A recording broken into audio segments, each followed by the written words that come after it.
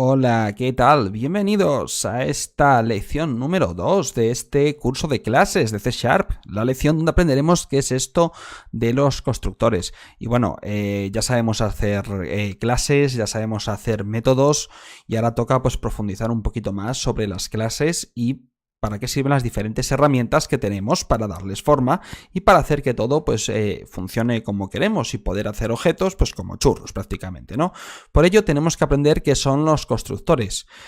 Alguno me ha preguntado, aprovecho para recordarlo, oye, ¿y estos textos que sacas durante los vídeos de dónde salen? Bien, salen de programación101.net, que es la web donde pongo todo el material del curso.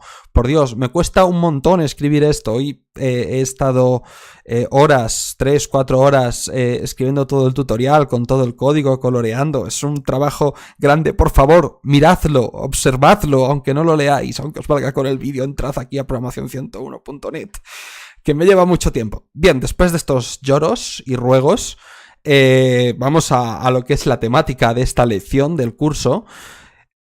Aquí tenemos el Visual Studio como siempre y bueno, en los capítulos anteriores pues formamos una clase y en este pues vamos a hacer lo mismo a modo de ejemplo para poder un poquito desarrollar qué es esto de los constructores, ¿no? Vamos a crear una clase, en este caso que represente un poco a una persona y que se llame pues en este caso person. Le damos aquí como siempre agregar clase y le ponemos el nombre person, lo cual nos generará pues un archivo nuevo. Y sobre este archivo escribimos nuestra clase person. Permitidme que os lo ponga un poco más grande para que lo veáis mejor desde YouTube. Aquí lo tenéis. Y bueno, esta clase más que nada pues tiene nada más 5 campos, 2 campos de tipo string, que son name, que es el nombre, surname, que son los apellidos, y luego pues una fecha de nacimiento, lo podemos poner aquí como un comentario, fecha de nacimiento, ¿vale? Y que contiene pues un día de nacimiento, un mes de nacimiento y un año de nacimiento. Bien, esto pues ya hemos visto, son campos normales y corrientes, no tienen nada especial. Bueno, vamos a escribir además de estos campos un método para calcular la edad que tiene nuestra persona, ¿de acuerdo? Este método lo llamamos age, es de tipo entero. Y lo que hace es obtener el año actual, el año en el que nos encontramos, que se hace con este codiguillo, ves aquí, datetime.now.year, ¿vale? Y lo resta al año del campo de la clase. Es decir, ahora mismo estamos en el 2018. Si me estáis siguiendo este curso en otro año más adelante, pues será otro el cálculo, ¿no? Pero 2018, si por ejemplo aquí tiene 2000, va a salir 18 años, ¿vale? Sé que este método no es el apropiado para calcular la edad, ya que no tiene en cuenta ni los meses ni el día, ¿no? Alguien que haya nacido, por ejemplo, ahora mismo es 15 de febrero, alguien que haya nacido el 1 de marzo debería decir que tiene 17. Ya sé que este método no es el idóneo, pero nos vale como ejemplo, que al final es lo que buscamos, ¿no? Que los ejemplos pues sean sencillos. Ya veremos más adelante, de hecho en una píldora que voy a publicar esta misma semana, veremos cómo podéis trabajar con fechas de manera más ordenada y mucho mejor, ¿no? Pero de momento así está bien y a modo de ejemplo nos vale. Bueno, pues este método va a calcular la edad y para comprobarlo pues vamos a rellenar en nuestra clase main, vamos a escribir un objeto de nuestro método, el objeto persona, ¿vale? Le ponemos de nombre Fernando, de apellido Martínez y con fecha de nacimiento 12/4/2000. Bien, cuando llamemos al método age, como vimos en el capítulo anterior, pues ejecutará esto y nos dará que Fernando pues tiene en este caso 18 años. Vamos a ejecutarlo. Aquí lo tenemos, como siempre pongo la consola un poquito más grande la letra para que lo veáis mejor. Ahí lo tenéis, 18 años, efectivamente nuestro método funciona. Muy bien, estupendo, tenemos nuestra clase persona, nuestro método, pero sin embargo, ¿qué pasa si yo llamo a este método sin aportar ningún dato a la clase persona? Bien, ¿qué es lo que va a ocurrir? Pues es muy sencillo lo que va a ocurrir. Al no aportar ningún dato, los valores en C# van a coger su dato por defecto. Es decir, el dato que está establecido como dato por defecto para cada uno de los tipos de datos. Por ejemplo, este name y este surname, que son string, su dato por defecto es un string vacío. Es decir, esto que veis ahora mismo en pantalla. ¿Vale? Para los int, ¿cuál es la fecha de nacimiento por defecto? O sea, perdón, ¿cuál es el valor por defecto? 0, si no estableces ninguno. De manera que esto va a ser, es un string en blanco, un string vacío, y esto va a ser 0, 0 y 0. El dato por defecto, con lo cual aquí va a salir un cálculo totalmente desproporcionado si no introduzco nada y va a decir pues que la edad de este objeto es 2018, lo cual es totalmente inconsistente y no tiene ningún sentido, ya que, hombre, una persona con una edad de 2018 años, pues es algo que no ocurre, ¿no? No ocurre. Bueno, entonces esto es para que aprendáis que a veces los objetos se encuentran en un estado inadecuado, indeseado. Por ejemplo, calcular pues esta edad sin que estén rellenas las fechas de nacimiento no es apropiado. No es algo conveniente, ¿no? Y bueno, por ello, pues tenemos un resultado inverosímil, que en este caso es 2018. ¿Vale? Imaginaros que otra clase diferente, una clase que sea, por ejemplo, para calcular una hipoteca, depende de la edad que le dé esta clase para calcular. Tendríamos errores importantes por todos los lados, ¿no? Calcular una hipoteca a 2018 años, aquí hay un problema, ¿no? Bien, entonces debemos tratar siempre que nuestras clases no permitan estar a nuestros objetos en estados indeseados. ¿Vale? Tienen que estar siempre en un estado consistente, es decir, no es lógico que yo pueda inicializar la fecha de nacimiento de una persona en el futuro, por poneros un ejemplo. Eso no es lógico, porque está mal, ¿no? Esa persona todavía no existe. No, hay algo que hay que... El objeto está en un estado inconsistente, ¿no? Decimos. Entonces, para ello tenemos varias herramientas. Concretamente en este capítulo 2, vamos a ver lo que es el constructor, y en el siguiente capítulo vamos a complementar viendo lo que son las propiedades, ¿vale? Estas dos cosas nos servirán para mantener nuestra clase a raya y mantenerla siempre, mantener a sus objetos, mejor dicho, dentro de un estado que sea predecible. ¿De acuerdo? Así que para ello vamos a empezar hablando de los constructores, que es de lo que va este tutorial 2, y de la construcción del objeto. Bien, llamamos construir o instanciar un objeto, ¿vale? Importante, las palabras siempre las recalco. Si observáis los cursos de programación 101 siempre las pongo en negrita, ¿vale? Construir o instanciar un objeto es el hecho de crearlo y reservar memoria para todo lo que este objeto hace. Por ejemplo, aquí tenemos una serie de propiedades, pues cuando creamos el objeto, cuando ponemos, como vimos, el new person, pues el sistema tiene que reservar memoria y tiene que crear los métodos, copiar las instrucciones, etcétera, etcétera. Entonces, eso es instanciar un objeto, eso es crear un objeto, ¿vale? ¿Cómo se crea un objeto? Mediante el constructor, ¿vale? El constructor es parte de esto que vemos aquí cuando estamos creando un objeto.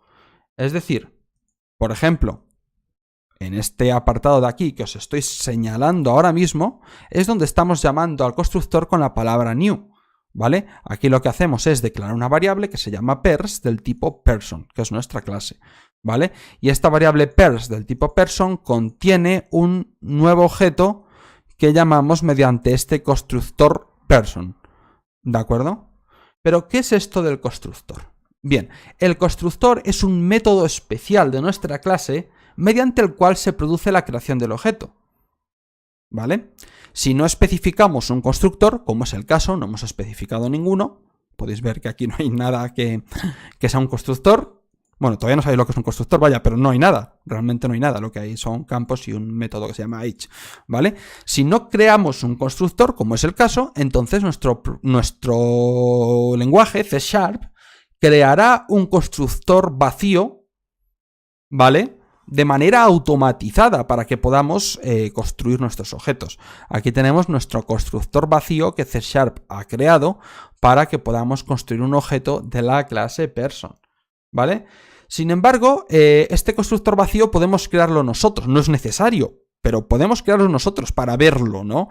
Queremos ver esto del constructor. Bien, ¿cómo se crea un constructor? Un constructor no es más que un método de la clase que se llama igual que la clase y no tiene ningún tipo de devolución, ¿vale? Ni siquiera void. no devuelve nada. ¿Vale? No, esto no está en ese método. Vale, vamos a crearlo. Hemos dicho un método que se llama person, público, por supuesto, que no devuelve nada, con lo cual no ponemos nada, ni siquiera void, y se llama igual que la clase. Vale, pues ya está. No tiene más. Esto es el constructor. Aquí lo veis. Muy bien. Entonces, una vez tenemos este método, que no hace absolutamente nada, como veis, no tiene código dentro, pues veremos que todo exactamente funciona exactamente igual. Sale aquí el 2018 ¿vale? Todo funciona exactamente igual y nuestro objeto es construido sin ningún problema. Muy bien. Ahora, ¿cómo llamamos al constructor? Lo que realmente está haciendo la llamada al constructor es esto de aquí. El new indica que queremos crear un objeto nuevo usando el constructor de la clase person. ¿Vale? Pero podéis decir, sí, pero esto yo no lo veo. Esto no sé qué está pasando. Me lo creo porque me lo dices tú, Antonio, pero yo no sé que esto esté pasando. Bien, tenemos una manera muy sencilla de comprobarla. Si ponemos dentro del constructor un console.writeLine, este console.writeLine, cuando creemos el objeto, tiene que, vamos a quitar este para no liar, cuando creemos el objeto, este console.writeLine se tiene que ejecutar, ¿de acuerdo? Así que vamos a ponerlo, vamos a poner el objeto acaba de ser construido, ¿vale? Esto de poner un console.writeLine dentro de un método de una clase no me gusta, la verdad, pero a modo de ejemplo nos sirve estupendo para poder demostrar esto, así que lo vamos a hacer sin ningún problema. Bien, le damos a ejecutar y entonces, si todo funciona como digo, cuando se ejecute este constructor, cuando construyamos el objeto para asignarlo a esta variable, se ejecutará esta línea y saldrá por la consola. Le damos a iniciar y efectivamente el objeto acaba de ser construido, se ha ejecutado esta línea dentro del constructor. ¿Vale? ¿Qué pasa? Que normalmente, pues esto, si el constructor no tiene que hacer nada, lo podemos obviar, porque claro, C# lo pone automáticamente. ¿Vale? Aquí está C# metiendo, cuando va a compilar, cuando hace sus cositas, te coge y te mete aquí un constructor con todo en blanco, sin nada. ¿De acuerdo? Muy bien, pues esto es el constructor. Entonces hemos visto perfectamente que cuando hacemos el new person, lo que estamos haciendo en realidad es llamar al constructor de la clase y que si hubiera alguna línea de código, se ejecuta. Bien, ¿para qué puede servir el constructor? Ahora que ya sabemos lo que es, ¿para qué puede servir? Pues por ejemplo, el constructor puede servir para inicializar valores. Aquí lo vemos, acabamos de pegar dentro del constructor que birthdate sea, recordad, con el this delante para decir que nos referimos a la instancia de esta clase. This.birthdateDay es igual a 1, birthdayMonth es igual a 1 y birthdayYear es igual a 1900. De manera que cuando alguien vaya a construir nuestra clase, se ejecutarán estas líneas de código y estos tres valores quedarán establecidos a lo que hemos puesto aquí. ¿Vale? Esto lo podemos comprobar muy fácilmente. Creamos un nuevo objeto de la clase person y ejecutamos esta línea para ver cuál es su birthdateYear, su año de nacimiento, ¿no? Ejecutamos y vemos que es 1900. El constructor se está ejecutando y ha funcionado. Y le hemos dado por defecto a nuestra fecha de nacimiento un valor de 111900.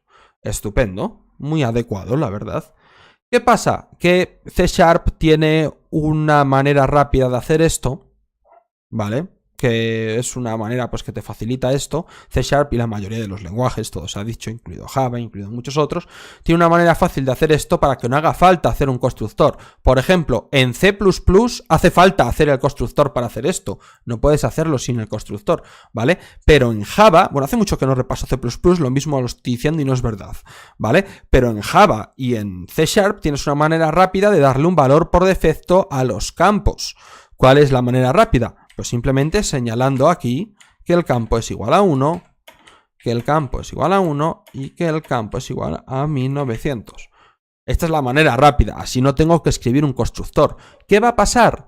Realmente lo que va a pasar es que C# cuando vaya a compilar mi código va a escribir el constructor por mí. Es decir, es un atajo que lo que hace es ahorrarme trabajo, ¿no? Pero lo que va a hacer C# a la hora de compilar es exactamente lo mismo que haría yo si escribiera el constructor. Simplemente lo va a escribir por mí, va a poner todas estas propiedades con el número que le indico.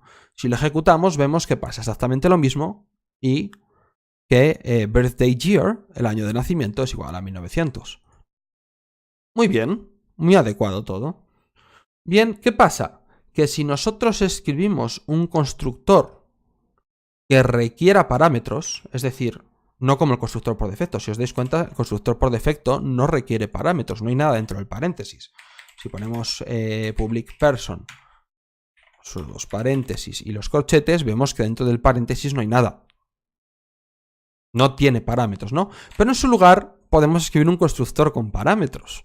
¿Vale? En este caso he escrito un constructor que recibe dos parámetros, string name y string username, y estos dos parámetros se le asignan por defecto a name y a surname, perdón, no username, surname, ¿vale? ¿Qué pasa? En este caso lo primero que debo resaltar es la importancia del this, ¿vale? Aquí estamos distinguiendo este name, fijaros que se ilumina este, ¿vale? Respecto a este name. Se llaman igual, pero no tienen el mismo ámbito. Cuando hago referencia con this, me refiero a este, y cuando hago referencia sin el this, me refiero a este. ¿Vale? De manera que le damos aún más importancia al this. Bien, una vez aclarado esto, este constructor va a invalidar el constructor automático sin parámetros que construye C#. Es decir, cuando tú pones un constructor dentro de la clase, como es el caso ahora, o es el caso antes cuando pusimos el de sin parámetros, C# va a dejar de hacer el constructor automático sin parámetros. ¿Vale? Tú ya has puesto un constructor, el suyo lo anula, lo deja de crear. De manera que ahora el código que tenemos en el main nos va a dar error. Aquí lo tenemos, este person está subrayado en rojo y nos da un error. El error concretamente en español dice no se ha dado ningún argumento que corresponda al parámetro, etcétera, etcétera. Es decir, lo que nos viene a decir es que a nuestro constructor le faltan parámetros. ¿Vale? Porque no tenemos un constructor sin parámetros. ¿Qué pasa? Que haciendo esto, y esto es muy importante que os quedéis con ello, estamos obligando a quien crea el objeto, que en este caso somos nosotros mismos, vaya, pero en el futuro vais a usar muchas librerías externas, estamos obligando a quien crea el objeto a que facilite datos en la creación del objeto y si no, que no pueda crearlo. Esto es muy útil, porque hay objetos que si no tienen ciertos datos son inconsistentes. ¿Vale? Así que ahora mismo yo no puedo crear una persona sin indicar su nombre y sus apellidos. Vamos a hacerlo aquí. Vamos a poner de nombre Antonio y de apellidos, por ejemplo, vamos a poner Fernández Martínez. Bien, ya tenemos a nuestro objeto creado. Como veis, si yo le pido aquí su nombre, automáticamente nos va a dar Antonio, porque es lo que le hemos indicado en el constructor, y al ejecutarse el constructor, este name se copia a this.name. This.name igual name. Bien, es verdad que estas variables las podía, haber llamado de otra manera para que no fuera tanto el lío, pero vaya, las he llamado así adrede para que veáis lo que ocurre al agregarle el this respecto a no agregárselo. Es una cosa que he hecho a propósito para que, pues, poco a poco estas cosas te hacen ir aprendiendo, ¿no? Aquí lo veis. Este constructor me obliga a que el objeto siempre tenga un nombre y un apellido y que no estén en este caso, que no estén sin ellos, ¿no? Estamos obligando a que la creación del objeto contenga datos. Bien, también puedo sobrecargar mis constructores sin ningún problema. Por ejemplo, puedo copiar otro constructor aquí más abajo que me obligue a meter el nombre, el apellido y la fecha de nacimiento. Y asigno todos los parámetros a su valor correspondiente que me ha entrado por el constructor. Esto es una sobrecarga de métodos. Os recuerdo que la vimos en el capítulo 17, me parece, del curso para principiantes de programación 101. Si veis que no domináis el tema de la sobrecarga, podéis ir a ese capítulo para repasarlo. Pero vamos, una sobrecarga de métodos no deja de ser un método que admite varios tipos de parámetros, como en este caso 5 y en este caso 3 llamándose igual, ¿no? Bien, pues el constructor pasa lo mismo. Podemos sobrecargar un constructor y así ofrecer varias opciones a la creación del objeto. ¿Qué pasa? Que ahora cuando yo cree un objeto nuevo de la clase person, se me van a ofrecer las múltiples posibilidades. ¿Veis? Aquí Visual Studio ya me lo pone 1 de 2. ¿Vale? O sea, hay otro constructor más. 2 de 2. puedo usar el que yo quiera. Puedo usar, por ejemplo, uno del de los 5 parámetros. Vamos a poner Fernando Gómez González. Y vamos a seguir agregando parámetros. Nació el 11 del 7 de 1949. Por poneros un ejemplo. Ya está. Esto también constituye un objeto de la clase person con todos los datos, en este caso, incorporados desde el constructor. ¿Vale? Si el día de mañana decidimos que nuestra clase tiene que incluir todos los datos, pues podemos eliminar este constructor y quedarnos solo con el último. ¿Vale? Pero también podemos, sin ningún problema, si así lo queremos, esto se tiene que amoldar a como queráis hacer vuestras clases, hacer un constructor sin dato alguno, ¿vale? Como ahora C#, cuando ponemos un constructor con parámetros, C# ya no construye automáticamente un constructor sin parámetros, tenemos que ponerlo. Daros cuenta de que si no lo ponemos, e intentamos crear un objeto con constructor sin parámetros, vamos a poner pers3 igual new. Es que tengo el micrófono entre teclado y yo, y claro, pues me dificulta un poco la escritura, ¿no? Pero bueno, vamos a crear un objeto sin parámetros y vemos que nos da error. No hay ninguna sobrecarga del método, bueno, casi acierto. No contiene ningún constructor que tome 0 argumentos. ¿Vale? Efectivamente, si nos vamos a person, no hay ningún constructor que tome 0 argumentos.